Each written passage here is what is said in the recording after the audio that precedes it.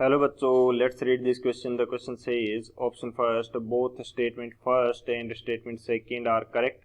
Option second, both statement first and statement second are incorrect. Option third, statement first is correct and statement second is incorrect. Option fourth, statement first is incorrect and statement second is correct. Statement first, equal volume of 0.002 m solution of NaIO3 and CuClO3 twice are mixed, then CuIO3 twice Ksp is equal to 7.4 into 10 to the power minus 8 will be precipitated. Statement second, precipitation will take place when the ionic product exceeds the solubility product. इस question के अंदर हमें दो statement दे रखे हैं, उनके according हमें correct option choose करना है.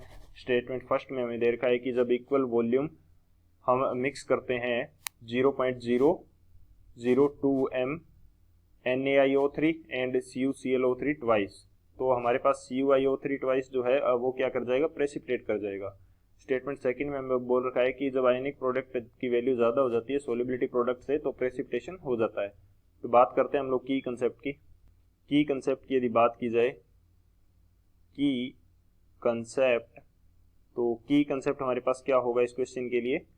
फर्स्ट की कंसेप्ट हमारा हो जाएगा आयोनिक प्रोडक्ट किस प्रकार से फाइंड आउट करते हैं, वो हम फर्स्ट की कंसेप्ट के अंदर देखेंगे. सो आयोनिक प्रोडक्ट ये हम किस प्रकार से फाइंड आउट करेंगे. जैसे मैं मान लेता हूं कि मेरे पास एक केमिकल सब्सटेंस है XY सॉलिड. जब ये ब्रेक डाउन होता है तो हमें क्या देता है, X पॉजिटिव एक्वस के अंदर प्लस Y नेगेटिव एक्वस के अंदर, तो ये हमें देगा. अब इसके लिए यदि मेरे को आयनिक प्रोडक्ट KIP लिखना है तो वो क्या हो जाएगा, concentration of X positive into concentration of Y negative. तो ये हमारा क्या हो जाएगा, आयनिक प्रोडक्ट हो जाएगा. ये किस प्रकार से फाइंड आउट करते हैं हम लोग. बेसिकली यदि मैं यहाँ पे क्या लिखता हूँ, इक्विलिब्रियम कांस्टेंट, इक्विलिब्रियम कांस्टेंट लिखूँ इस रिएक्शन के लिए. यदि ये रिएक्शन मेरे पास क्या होती, इक्विलिब्रियम पे होती, तो इसके लिए मैं इक्विलिब्रियम कांस्टेंट लिख सकता था. अभी तो ये मैंने डायरेक्ट शो किया, इक्विलिब्रियम के अंदर होती तो इक्विलिब्रियम के ऊपर यदि मैं क्या लिखता इसका इक्विलिब्रियम कांस्टेंट, तो वो हो जाता मेरे पास X पॉजिटिव का कंसंट्रेशन इंटू Y नेगेटिव का concentration divided by concentration of XY, ये हो जाता. ये मेरे पास क्या है, और इनके स्टोइकियोमेट्रिक कोएफिशिएंट जो होते हैं वो इनकी पावर्स के अंदर चले जाते हैं. अब XY मेरा सॉलिड है तो सॉलिड की कंसंट्रेशन को हम क्या लेते हैं, यूनिट लेते हैं.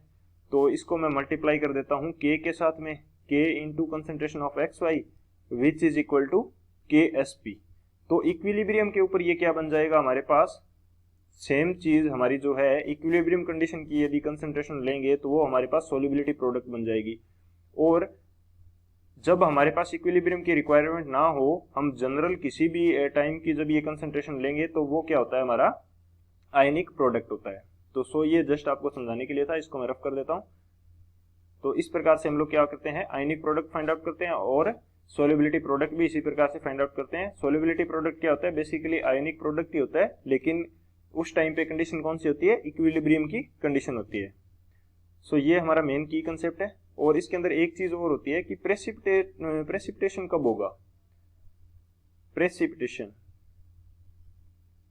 प्रेसिपिटेशन हमारे पास होता है जब आयनिक प्रोडक्ट जो है उसकी वैल्यू क्या हो जाए, ज्यादा हो जाए किससे, सोल्युबिलिटी प्रोडक्ट KSP से.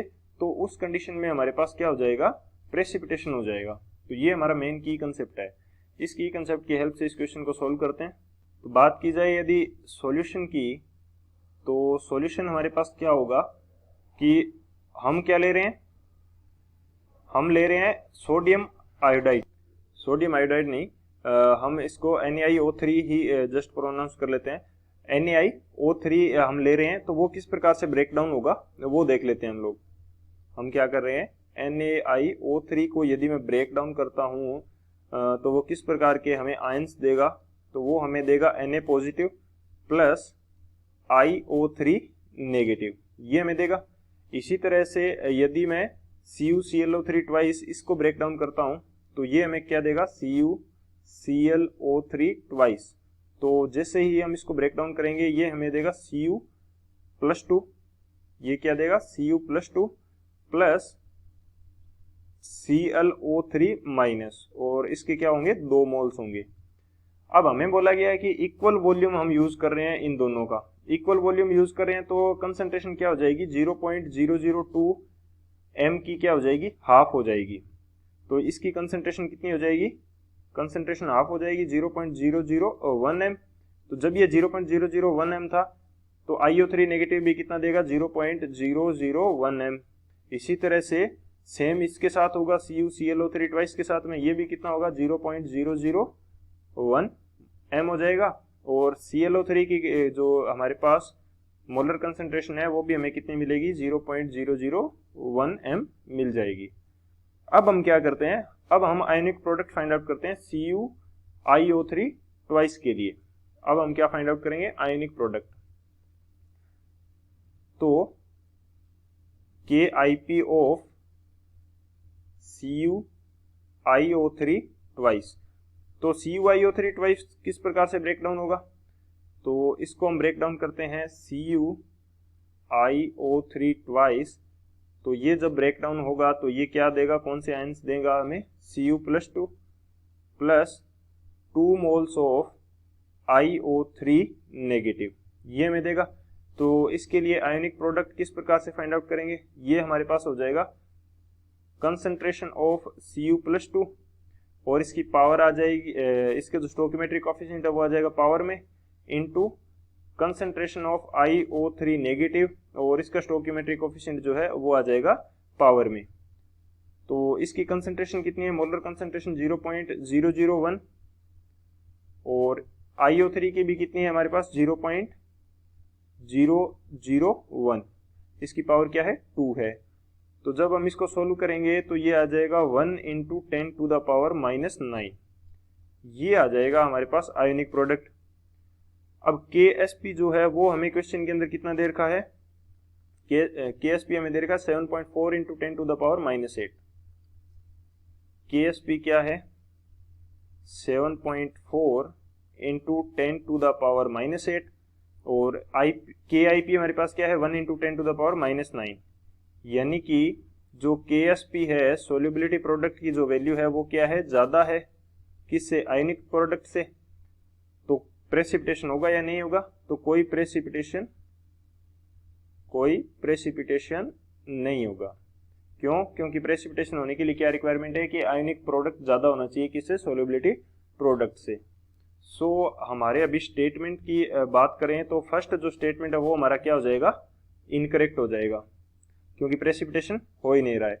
सेकंड स्टेटमेंट हमारा क्या है, वो precipitation will take place when the ionic product exceeds the solubility product, तो ये हमारा करेक्ट है। ये तो हमने भी बात की थी कि कंसेप्ट के अंदर कि जब आयनिक प्रोडक्ट ज्यादा होता है तो सोल्युबिलिटी प्रोडक्ट से तो प्रेसिपिटेशन होता है। सो हमारा फर्स्ट स्टेटमेंट इनकरेक्ट है, सेकंड करेक्ट है, तो कौन सा ऑप्शन हो जाएगा, जो ऑप्शन फोर्थ है, statement first is incorrect and statement second is correct. So option fourth is the final answer. I hope you understood it well. Best of luck. Thank you.